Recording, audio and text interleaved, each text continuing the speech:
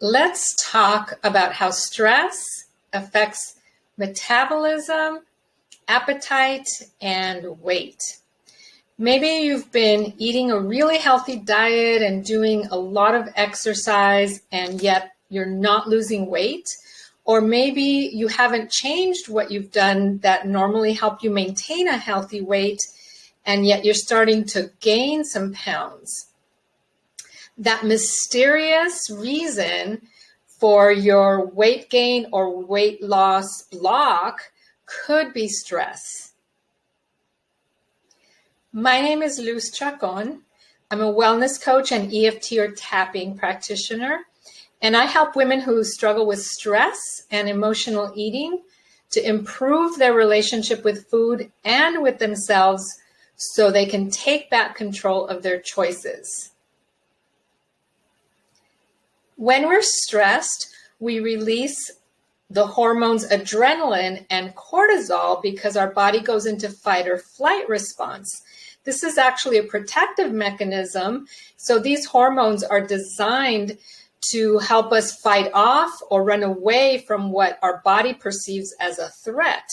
In our modern lives, most of the things that causes stress aren't literally a threat to our lives or to our safety, but our body still responds with certain physiological changes that help prepare us for that.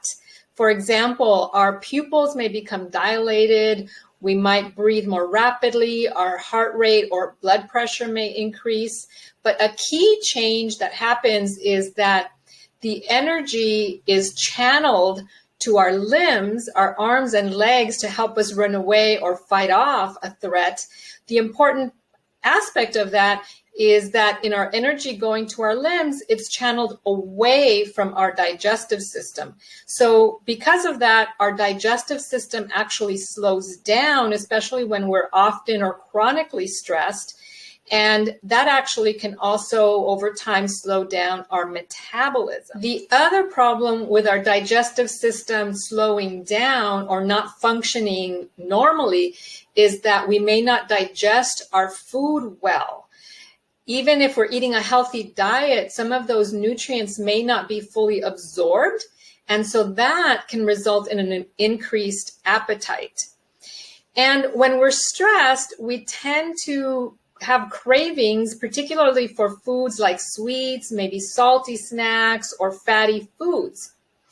The other thing that's really important to understand about the changes with the fight or flight system is that we release more glucose into our bloodstream to help give us the energy for fight or flight. And whenever we have more sugar in our bloodstream, we then have to release insulin to get that into our cells for energy. Insulin is a fat storage hormone. So those are the reasons why stress can actually interfere with weight loss or actually contribute to weight gain. And we may not be able to always control the stressors or the things outside of us that are causing us to go into fight or flight, but we can reduce our stress level. I like to recommend 3 ways. There's lots of ways, but my top 3 recommendations are exercise, deep belly breathing, and of course, tapping.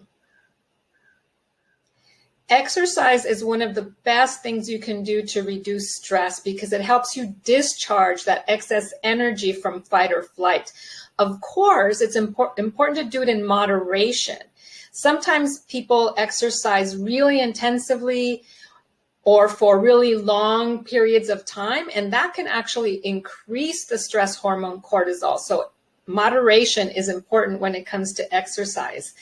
And then deep belly breathing is really great for calming down our nervous system.